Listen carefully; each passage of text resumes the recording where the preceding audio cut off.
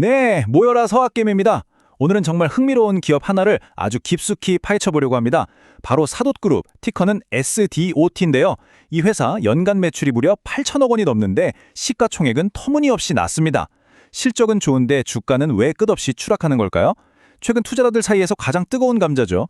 이 미스테리한 주식의 실체를 지금부터 저와 함께 하나씩 풀어보시죠. 자, 먼저 이 회사가 왜 갑자기 모두의 주목을 받게 됐는지 그 사건부터 한번 볼까요?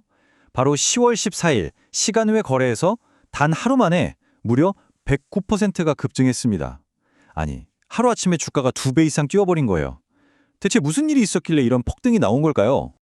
이렇게 갑자기 주가가 뛴다는 게 당연히 질문이 생길 수밖에 없죠. 도대체 사돛그룹은 뭐 하는 회사고 무엇 때문에 이렇게 주가가 요동치는 걸까? 이 퍼즐을 풀기 위한 첫 번째 단서는요, 바로 이 회사의 정체성에 숨어 있습니다.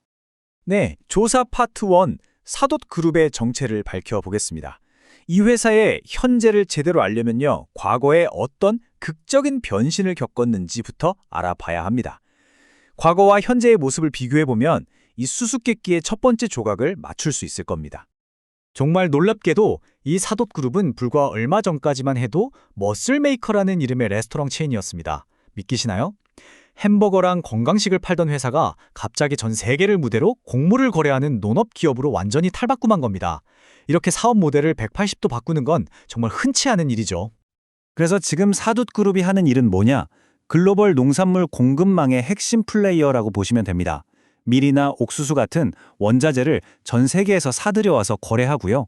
심지어 직접 남아프리카에서 농장까지 운영합니다. 그러니까 단순히 중간에서 떼다 파는 게 아니라 직접 생산까지 하는 거죠. 근데 여기서 끝이 아니에요. 요즘 트렌드인 ESG, 지속 가능성을 굉장히 강조하고요. 심지어 아프리카 디지털 농업이나 비트코인 재무 전략 같은 미래 먹거리에도 과감하게 뛰어들고 있습니다. 이건 그냥 이름만 바꾼 수준이 아니었어요. 과거랑 완전히 선을 그어버린 거죠. 그 증거로 기존에 하던 레스토랑 사업, 포케모토랑 머슬 메이커 그릴을 425만 달러에 전부 팔아버렸습니다.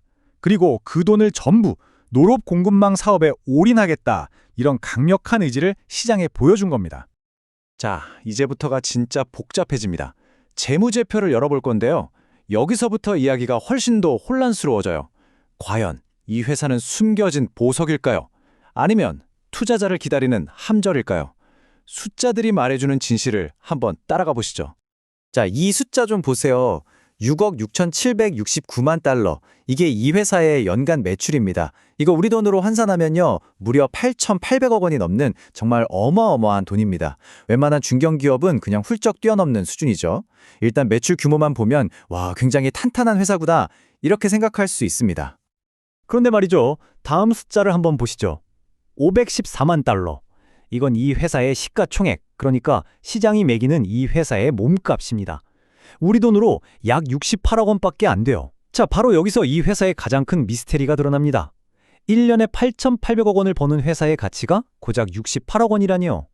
이건 마치 연봉 1억 원을 받는 사람의 몸값이 80만 원으로 책정된 거나 마찬가지인 상황입니다. 아니, 상식적으로 이게 말이 되나요? 이 엄청난 차이는 일반적인 상식으로는 도저히 이해하기가 힘듭니다. 이건 분명 시장 참여자들이 단순히 매출액만으로는 볼 수 없는 뭔가 다른 걸 보고 있다는 뜻이겠죠? 대체 그게 뭘까요? 왜 시장은 이 회사를 이렇게까지 낮게 평가하고 있는 걸까요? 자, 지표를 하나씩 뜯어보면요, 이 모순이 더 심해져요. PE 비율, 그러니까 주가 수익 비율이 0.67배입니다. 이게 무슨 뜻이냐면 이 회사가 벌어들이는 순이익으로 1년도 안 돼서 회사 전체를 살 수 있다는 얘기예요. 그야말로 극심한 저평가 상태인 거죠. 심지어 5분기 연속으로 흑자를 내고 있습니다. 그런데 주가는 어떻습니까? 올해 들어서만 86%가 폭락했습니다. 실적은 계속 좋은데 주가는 그냥 지하실을 뚫고 있는 겁니다. 도대체 왜 이런 일이 벌어지는 걸까요? 이 미스테리를 풀 결정적인 단서들은요, 바로 올해 있었던 일련의 사건들 속에 있습니다. 2025년 타임라인을 쭉 따라가 보면서 주가 폭락의 진짜 이유가 뭔지 한번 추적해 보겠습니다. 2025년은 정말 다사다난한 한 해였습니다. 5월에 새로운 CEO가 오면서 기대를 모았지만 8월에 흑자는 냈지만 매출이 줄었다는 좀 엇갈린 실적 발표가 나왔죠. 그리고 바로 그 뒤에 투자자들의 신뢰를 완전히 뒤흔드는 사건들이 연달아 터집니다. 바로 10대1 주식 병합, 그리고 대규모 자금 조달 발표, 마지막으로 핵심 이사의 갑작스러운 사임. 아마 이 세 가지 사건이 시장에 이 회사의 등을 돌리게 만든 결정적인 이유일 겁니다. 여기서 말하는 주식 병합, 이게 뭐냐면요. 아주 간단하게 말해서 주식 10주를 한 주로 합쳐서 주당 가격을 억지로 10배로 끌어올리는 조치입니다. 보통 주가가 1달러 밑으로 떨어져서 나스닥 같은 거래소에서 상장 폐지될 위기에 처했을 때 쓰는 일종의 응급 처방이죠. 물론 상장 유지를 위해 어쩔 수 없는 조치일 수는 있지만 투자자들 입장에서는 이 회사 지금 뭔가 안 좋구나 하는 아주 강력한 위험 신호로 받아들이는 경우가 많습니다. 자, 지금까지 이 회사의 정체부터 재무, 그리고 최근 이슈까지 정말 구석구석 다 살펴봤습니다. 그럼 이제 최종적으로 정리를 해봐야겠죠? 이 모든 정보를 종합해서 기회 요인과 위험 요인을 명확하게 나눠보겠습니다. 한번 정리해보면 이렇습니다. 기회 요인은 분명히 있어요. 농업 공급망이라는 전문 분야를 가졌고 흑자를 계속 내고 있죠. 또 아프리카 시장 확장이라는 엄청난 성장 잠재력도 있습니다. 하지만 위험 요인도 정말 만만치 않아요. 원자재 가격에 따라 매출이 널뛰기를 하고 공급망이 끊길 위험도 있죠. 그리고 무엇보다 가장 큰 문제는 나스닥 상장을 유지할 수 있을지 자체가 불투명한 소형주라는 태생적인 한계를 가지고 있다는 겁니다. 이 문장 하나가 지금 사도그룹이 처한 딜레마를 완벽하게 요약해주는 것 같습니다. 숫자만 보면 PE가 0.67배에 심지어 애널리스트 목표가는 $150를 부를 정도로 엄청난 잠재력을 가진 것처럼 보이죠. 하지만 실제 시장의 움직임은 연초 대비 86% 폭락이라는 극심한 위험을 경고하고 있습니다.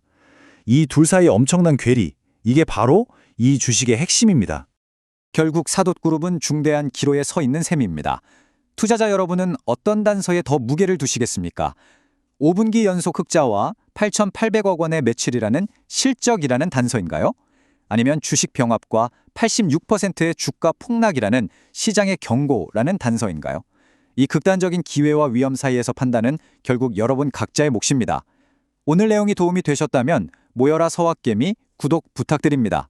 감사합니다.